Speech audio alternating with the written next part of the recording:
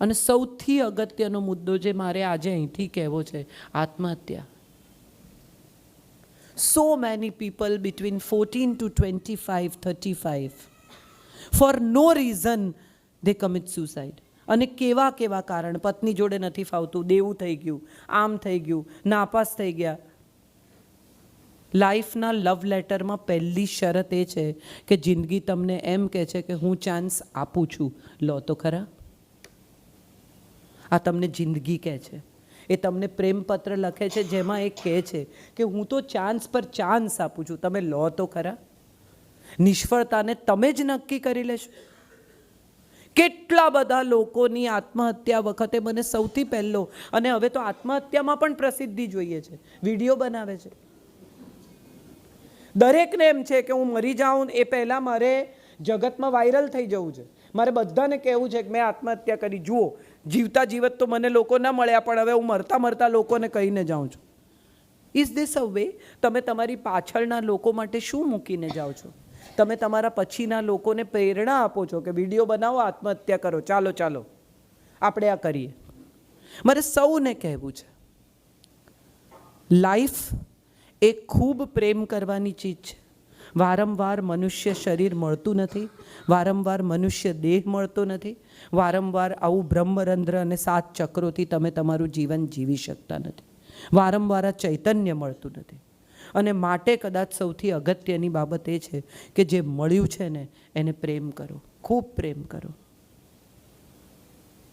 લાંબુ જીવવું, જીજીવિષા રાખવી ના. જેટલું જીવવું એટલું ખૂબ આનંદથી જીવવું અને આસપાસના લોકોને આનંદથી જીવાડવા, એ છે લાઈફનો લવ લેટર. જિંદગી તો પ્રેમપત્ર પર પ્રેમપત્ર લખે છે, આપણે ખોલતા જ નથી, વાંચતા જ નથી.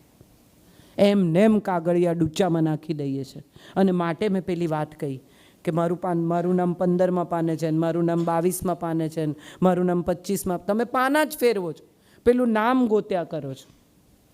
પુસ્તકમાં શું લખ્યું છે એવું વાંચવાની ફુરસદ નથી. આપણી ક્યુરિયોસિટી શું છે, એણે નામ ક્યાં લખ્યું છે, એનું નામ શું હશે, એને માટે આ પુસ્તક લીધું હતું ના. પુસ્તક તો વાંચવા લીધું હતું, પણ કોકે તમારું ધ્યાન ફેરવી નાખ્યું, મારું નામ ફલાણા પાના પર છે, અને માટે તમે નામ શોધવા માંડ્યા, એમાં પુસ્તકના પાના ફરી ગયા.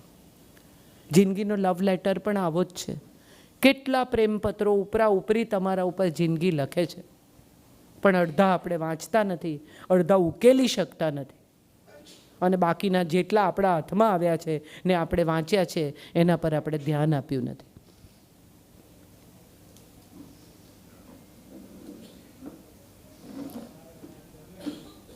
મારે સૌને આજે એક વાત કહેવી છે. તમે જુઓ, જેને કેન્સર થાય, જેને પેરાલિસિસ થાય, જેને તકલીફ થાય, એ માણસ સડનલી સારો બની જાય. અચાનક સિગરેટ છોડી દે, તમાકુ છોડી દે, સ્વસ્થ ખાવા માંડે, ના હવે બધું હેલ્ધી ફૂડ, ના હવે મારે બહારનું નથી ખાવું, ના હવે મારે આમ નથી કરવું. તો એ આપણે પહેલાં કેમ નથી કરતા? આપણે બધા વાર્યા જ વળીએ, હર્યા જ વળીએ, વાર્યા ન વળીએ. જિંદગીએ આપેલી આ અમૂલ્ય ભેટ, એ છે જિંદગીનો લવ લેટર. એક સ્વસ્થ શરીર. બાળક જન્મે ત્યારે તમે કોઈ દિવસ એની સ્કિન ફીલ કરી? એના પગની સ્કિન, એના શરીરની સ્કિન, એની આંખો, કેટલી સ્વચ્છ સફેદ આંખો લઈને આવે, કેટલી અદ્ભુત સિસ્ટમ લઈને આવે.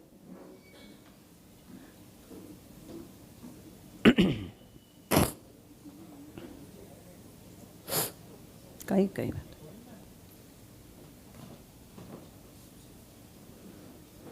આમાં પ્રોબ્લેમ એ છે કે બધા પાના ફેરવવા માંડશે, કોઈ પુસ્તક નહીં વાંચે. એટલે એકવાર એ ગોઠવાય પછી જ હું બોલું. એ આવ્યા, એ બેઠા, ગોઠવાયા કે નહીં, એમાં આપણો રસ છે. હું અમદાવાદથી આવી છું, એમાં રસ નથી. છેક અમદાવાદથી આટલા વરસાદમાં. તો વાત એ છે, હવે આપણે જે વાત કરીએ છીએ એ વાત એ છે કે જિંદગી આપણને મળી છે, એ વાતનો આપણને અહેસાસ ત્યારે જ થાય છે જ્યારે જિંદગી જવાની હોય. ત્યાં સુધી આ અમૂલ્ય ખજાનો જે આપણને મળ્યો છે, આ વર્ષો, જીવન, હેલ્થ, નાનકડું બાળક જન્મે એની સ્કિન જુઓ, તમે એની સિસ્ટમ જુઓ, એના વાળ જુઓ, એની આંખો જુઓ. ઈશ્વર તો એક સુંદર પ્રેમપત્ર બંધ કવરમાં આપે જ છે કે આ તને બેસ્ટ સિસ્ટમ સાથે હું મોકલું છું.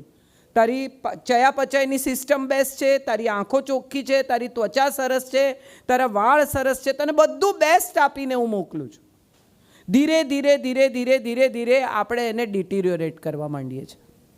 જેમ બાળક મોટું થતું જાય, 15-16 વર્ષનું બાળક થાય એટલે બહાર ખાવાનું, વડાપાઉં, ફલાણું, મા બાપ કે ન ખા, ત્યારે એ જ રસ છે કે કઈ રીતે આ સિસ્ટમને હું બગાડું. આપણે જાણે અજાણે આપણી સિસ્ટમનો નાશ કરવા તરફ રોજ એક ડગલું વધીએ છીએ. ઉજાગરા બધા OTT ઉપર લાગી જાય. શું એવું તમને મળી જાય છે ત્યાંથી, ટેલિવિઝનમાંથી કે OTTમાંથી, કે તમારે 12 વાગ્યા સુધી એ જોવું પડે? અને ચર્ચા ફોન પર કે પછી શું થયું અનુપમામાં આગળ, હું ગઈકાલે મારે ચૂકાઈ ગયું. કંઈ નથી થયું. તમે 15 દિવસ પછી જોશો ને તો એમાં કાંઈ ફેર નહીં પડે, વાર્તા ત્યાં જ ઊભી છે.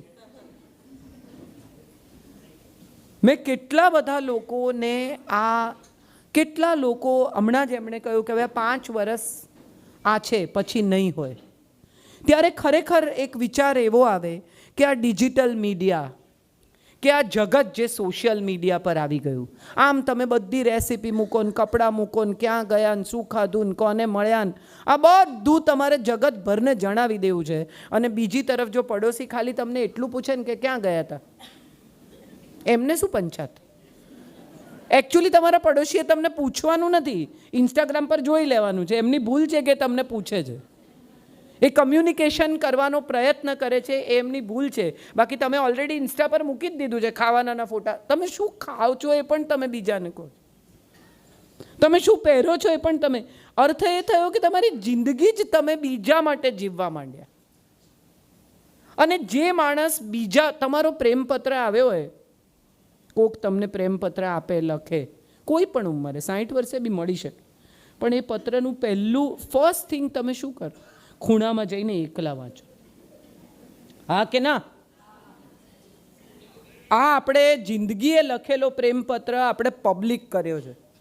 હું શું ખાઉં છું, ક્યાં જાઉં છું, કોને મળું છું, કેમ રહું છું, મારી સ્કિન કેવી છે, મારા કપડાં કેવા છે, મેં કઈ બ્રાન્ડ ખરીદી, કઈ દુકાનમાંથી ખરીદી, કઈ રેસ્ટોરન્ટમાં ગયા, હસબન્ડ સાથેના ફોટા, અમે બહુ સુખી છીએ. આવું બીજાને ક્યાં કહેવાનું છે? ખરેખર છો તો બીજાને કહેવાની જરૂરત જ નથી, એ ફીલ કરવાની જરૂર છે.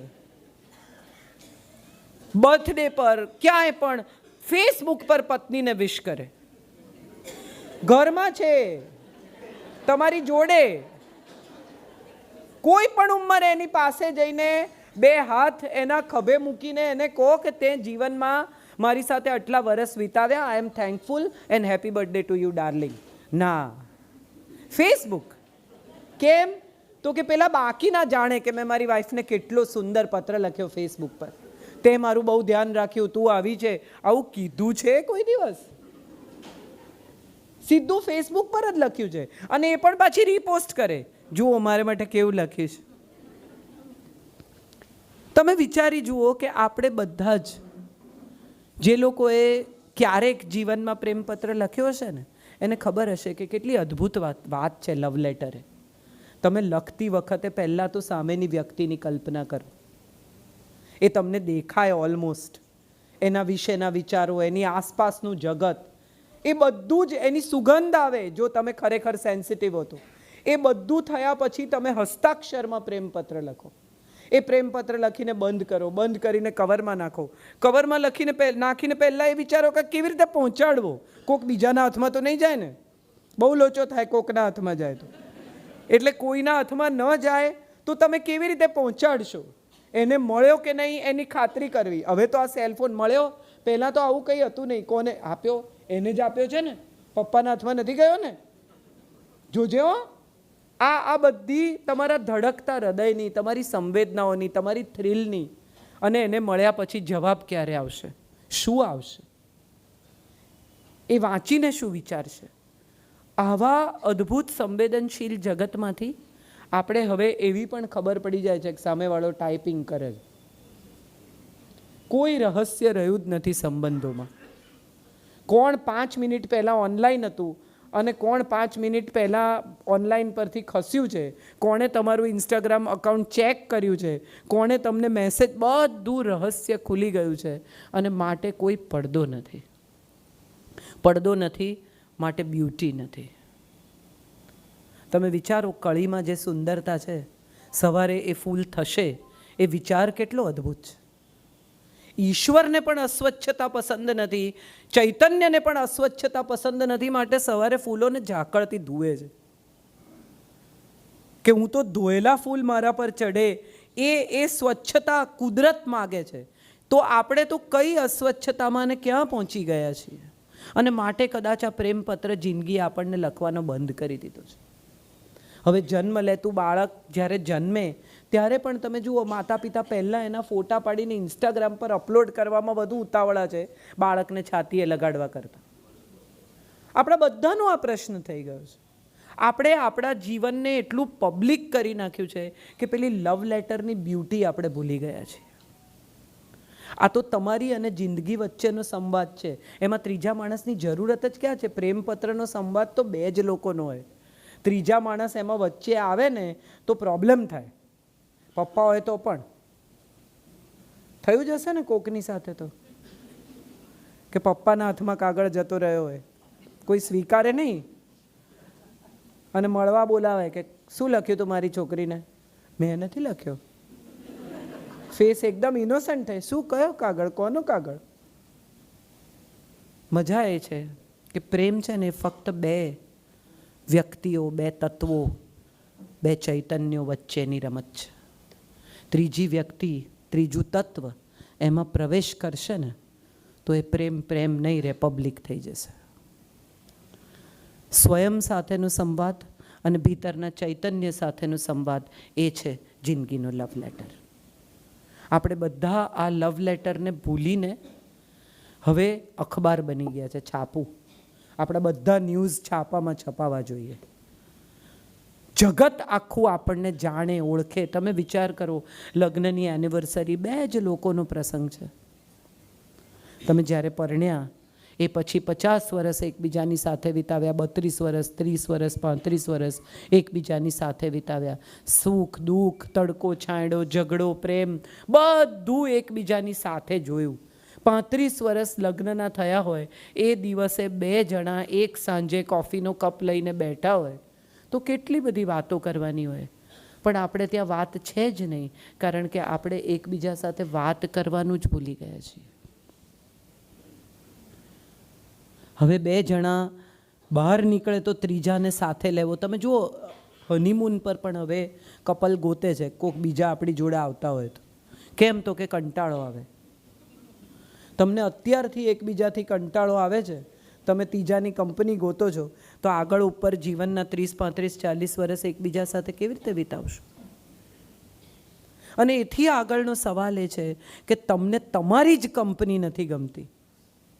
If you don't think that you are a wonderful company to your self, how are you going to entertain others? હું મારી બેસ્ટ કંપની, આ જે દિવસે તમને સમજાય એ દિવસે તમે બીજાની પણ બેસ્ટ કંપની બની શકો છો.